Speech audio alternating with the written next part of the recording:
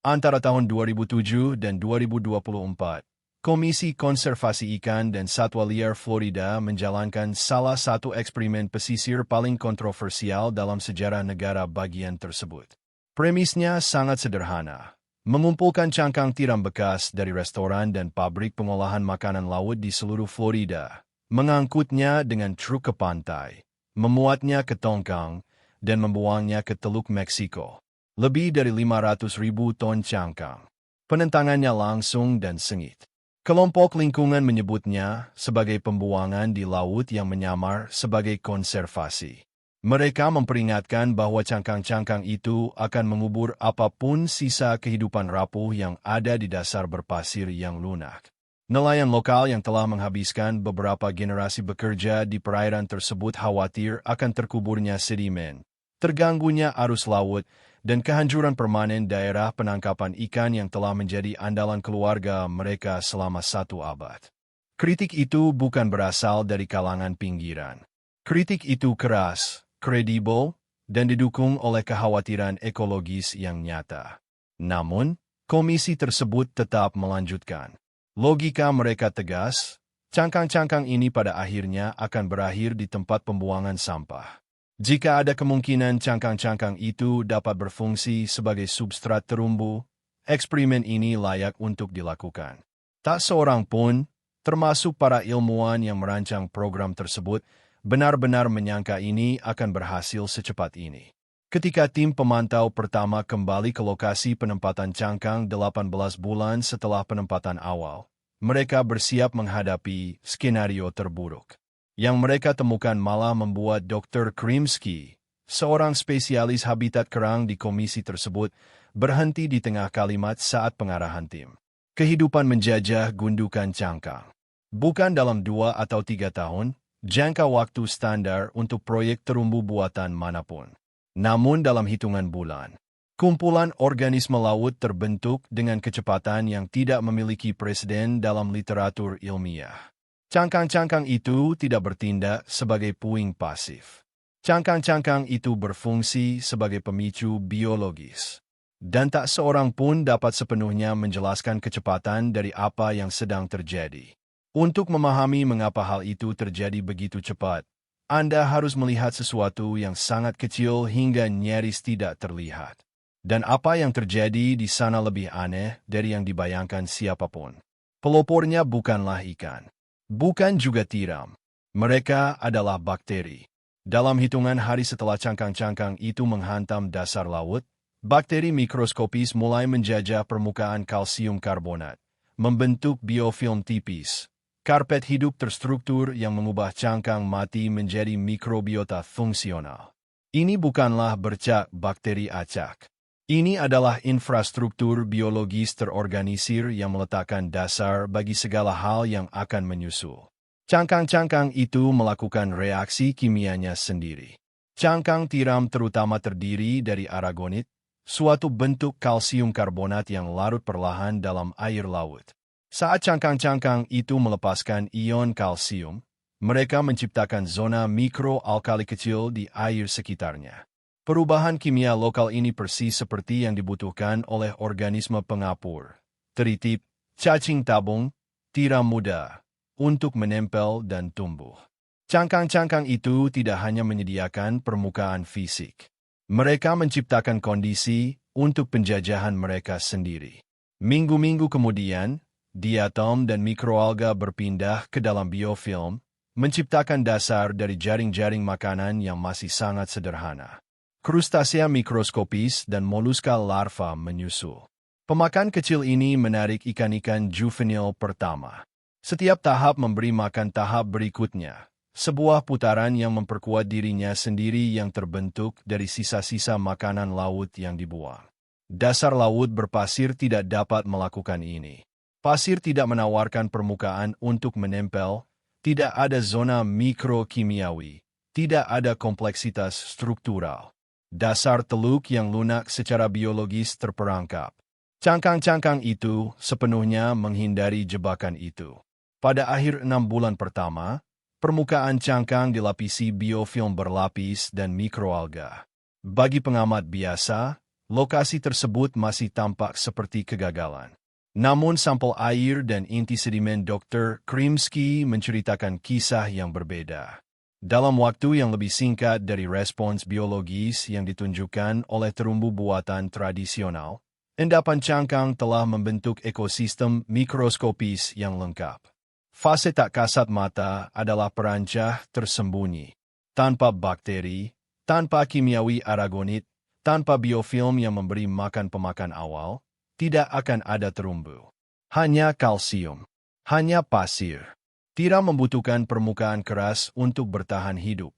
Itulah kendala fundamental yang telah perlahan mencekik pantai Teluk Florida selama beberapa dekade. Larva tiram, disebut spat, melayang di arus mencari substrat. Dalam sistem terumbu yang sehat, substrat itu adalah akumulasi cangkang dari generasi sebelumnya. Cangkang tiram mati selama berabad-abad yang terlapisi menjadi platform keras dan kompleks. Menyaring air, mencegah erosi, dan menyediakan rumah bagi sekitar 300 spesies berbeda. Namun terumbu alami Florida telah hancur. Penangkapan berlebihan, polusi, dan pembangunan pesisir telah membongkar jaringan yang dulunya membentang ratusan mil persegi. Pada awal tahun 2000-an, larva melayang di perairan terbuka dengan hampir tidak ada tempat untuk mendarat. Tanpa substrat berarti tidak ada penetapan, dan tidak ada penetapan berarti tidak ada tiram baru. Siklusnya terputus, dan teluk tidak memiliki mekanisme untuk memperbaikinya sendirian. Cangkang yang dibuang ini memecahkan masalah kebuntuan ini hampir seketika. Setiap tumpukan adalah zona pendaratan terkonsentrasi, diposisikan tepat di mana arus teluk akan membawa spat yang melayang. Dalam tahun pertama, peneliti Laboratorium Kelautan Universitas Florida, Dr. Bill Pine, mendokumentasikan tiram juvenil yang menempel pada cangkang yang dibuang dalam jumlah yang jauh melebihi proyeksi. Larva menemukan permukaan, menetap, dan mulai tumbuh. Pada tahun kedua, tiram-tiram juvenil tersebut telah menjadi dewasa yang reproduktif. Mereka menghasilkan larva mereka sendiri yang menetap di terumbu yang ada dan menambahkan generasi kedua ke dalam struktur tersebut. Tangan manusia telah menciptakan kondisi awal. Alam telah mengambil alih sepenuhnya.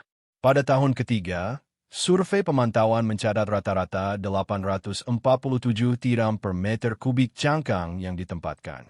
Daerah dasar lunak di sekitarnya yang tidak memiliki substrat nyaris tidak mendukung kehidupan tiram sama sekali. Terumbu tidak lagi terbatas pada jejak penempatan awal. Tiram mati, menyumbangkan cangkang, dan menyediakan substrat untuk gelombang berikutnya. Pertumbuhan vertikal. Ekspansi horizontal. Terumbu itu membangun dirinya sendiri. Kapten kapal Mike Lenz adalah salah satu suara paling lantang yang menentang program penempatan cangkang sejak awal. Dia telah bersaksi menentangnya. Dia telah memperingatkan bahwa program itu akan merusak daerah penangkapan ikan yang telah digarap keluarganya selama 3 generasi. Pada tahun 2013, berdiri di pagar kapalnya di atas salah satu lokasi terumbu yang telah mapan, Lenz menyaksikan sekawanan besar ikan redfish berenang melawan arus di sekitar gundukan cangkang dan mengatakan sesuatu yang tidak pernah dia rencanakan untuk diucapkan. Saya salah. Saya belum pernah melihat ikan sebanyak itu dalam 25 tahun di perairan ini. Pembalikan sikap itu bukan hanya tentang satu orang yang berubah pikiran. Itu adalah momen ketika bukti ilmiah dan pengalaman hidup di pantai Teluk akhirnya selaras. Dalam waktu 2 tahun sejak terumbu itu terbentuk, survei ikan di dekat Cedar Key mengembalikan angka-angka yang membuat tim Dr. Pine memeriksa ulang metodologi mereka. Biomasa di sekitar lokasi terumbu telah meningkat lebih dari 340% dibandingkan dengan area kontrol. Keanekaragaman spesies naik 280%. Ikan-ikan ini bukan sekadar berkumpul dari tempat lain. Ikan-ikan juvenil bertahan hidup di habitat yang sebelumnya tidak mendukung mereka. Terumbu itu menghasilkan kehidupan, bukan sekadar memusatkannya. Ikan redfish datang pertama, bersembunyi di dalam struktur cangkang yang kompleks untuk mencari makan dan berlindung dari predator. Ikan Sheepshead menyusul, berkembang biak di komunitas invertebrata yang melapisi permukaan keras. Ikan flounder bekerja di tepiannya. Ikan snook muncul dalam jumlah yang tidak terlihat di perairan itu selama bertahun-tahun. Mike Lenz bukan satu-satunya kapten yang membalikkan oposisinya. Operator kapal wisata di seluruh Cedar kini mulai secara resmi meminta lokasi terumbu baru di dekat daerah penangkapan ikan yang populer kepada komisi yang sama yang mereka lawan 6 tahun sebelumnya. Hotel, toko umpan, dan restoran tepi air semuanya melaporkan peningkatan pendapatan yang signifikan yang terkait langsung dengan ledakan kehidupan laut di sekitar lokasi terumbu. Apa yang membuat ini signifikan secara ekologis adalah apa yang dikonfirmasi oleh data. Terumbu itu menghasilkan ikan, menciptakan kondisi untuk kelangsungan hidup yang belum pernah ada sebelumnya. Perbedaan itu sangat penting bagi cara pengelola perikanan Florida berpikir tentang masa depan program ini. Satu tiram dewasa menyaring antara 30 dan 50 galon air laut setiap hari. Kalikan angka itu dengan ratusan ribu tiram yang tumbuh subur di terumbu yang telah dipulihkan. Seluruh sistem terumbu kini memproses miliaran galon air teluk setiap hari, mengekstraksi partikel tersuspensi, kelebihan nutrisi, bakteri berbahaya, dan limpasan pertanian tanpa mesin, tanpa listrik, dan tanpa biaya perawatan. Alam telah membangun pabrik pengolahan air skala industri dari limbah restoran yang dibuang. Pantai Teluk memiliki masalah limpasan kronis. Nitrogen dan fosfor dari pertanian dan pembangunan perkotaan terus mengalir ke perairan pesisir, memicu ledakan alga berbahaya yang mengaburkan air, mengorbankan kehidupan laut, dan secara berkala memicu kematian massal ikan. Selama beberapa dekade, ledakan alga ini telah menjadi ciri khas ekosistem teluk yang terdegradasi. Terumbu tiram menyerang masalah itu pada sumbernya. Kejernihan air di sekitar lokasi terumbu mulai meningkat secara signifikan hanya dalam beberapa tahun. Kadar oksigen terlarut meningkat. Konsentrasi nutrisi menurun. Dan peningkatannya tidak hanya bersifat lokal. Mereka menyebar keluar, mempengaruhi perairan sekitarnya dalam radius yang terus bertambah di sekitar setiap lokasi. Air yang lebih jernih memungkinkan sinar matahari menembus lebih dalam. Namun, habitat kritis bagi ikan juvenil, manatee, dan penyu laut membutuhkan cahaya untuk bertahan hidup. Saat terumbu menjernihkan air, padang lamun mulai meluas ke zona yang selama bertahun-tahun terlalu keruh bagi mereka. Lamun kemudian menstabilkan sedimen, yang selanjutnya mengurangi kekeruhan, yang memungkinkan lebih banyak cahaya masuk, yang memungkinkan lebih banyak pertumbuhan lamun. Putaran umpan balik positif kedua yang memperkuat dirinya sendiri, dipicu oleh yang pertama. Para peneliti memperkirakan bahwa layanan filtrasi saja yang dihasilkan oleh 500 juta ton cangkang yang ditempatkan antara tahun 2007 dan 2024 bernilai puluhan juta dolar. Nilai yang membutuhkan infrastruktur mekanis luar biasa untuk direplikasi. Alam melakukannya secara gratis. Hasilnya tidak hanya berhenti di Florida. Alabama meluncurkan program daur ulang cangkangnya sendiri pada tahun 2015. Mississippi menyusul. Louisiana memprakarsai inisiatif pembangunan terumbu besar-besaran. Model ini menyebar karena berhasil. September 2017. Badai Irma. Kategori 4. Kecepatan angin melebihi 150 mil per jam. Gelombang pasang yang sangat tinggi. Gelombang menghantam pantai Teluk dengan kekuatan yang cukup untuk mengikis pantai dan mengubah bentuk garis pantai dalam semalam. Ketika tim penilai kerusakan bergerak melalui daerah itu setelah Irma berlalu, mereka menemukan sesuatu yang menghentikan percakapan. Garis pantai yang dilindungi oleh terumbu tiram yang telah dipulihkan mengalami erosi yang jauh lebih sedikit dibandingkan dengan daerah terdekat yang tidak terlindungi. Rata-rata, 30 hingga 40% lebih sedikit. Perbedaannya terlihat dari atas kapal. Terumbu tersebut bertindak sebagai peredam gelombang alami. Struktur 3 dimensi yang padat dan tidak beraturan itu menyerap dan menghilangkan energi gelombang sebelum mencapai pantai dengan kekuatan penuh. Para insinyur memperkirakan terumbu tersebut telah mencegah kerusakan properti pesisir sekitar $3 juta selama Irma saja. Total biaya seluruh program restorasi 15 tahun adalah sekitar $5 juta. Terumbu tersebut hampir membayar sendiri dalam satu kali badai. Dinding laut retak. Batu riprap bergeser. Baja berkarat. Beton pada akhirnya gagal. Sebaliknya, terumbu tiram dapat memperbaiki diri sendiri. Kerusakan akibat badai memicu penetapan larva baru. Setiap generasi tiram berikutnya menambah ketinggian dan kompleksitas struktural. Penghalang ini tumbuh lebih kuat setelah setiap badai, bukan lebih lemah. Pada awal tahun 2020-an, terumbu Florida telah melakukan sesuatu yang tidak berhasil dilakukan oleh terumbu buatan manapun di wilayah tersebut. Mereka telah tumbuh melampaui jejak aslinya, secara substansial, terukur. Lokasi tertua telah kira-kira 2 kali lipat luas totalnya sejak penempatan awal, meluas ke segala arah dari gundukan cangkang asli tanpa input manusia tambahan. Mekanismenya adalah siklus reproduksi tiram itu sendiri. Setiap generasi menetap di struktur yang ada, matang, mati, dan menyumbangkan cangkang untuk gelombang larva berikutnya. Akumulasi vertikal. Penyebaran horizontal.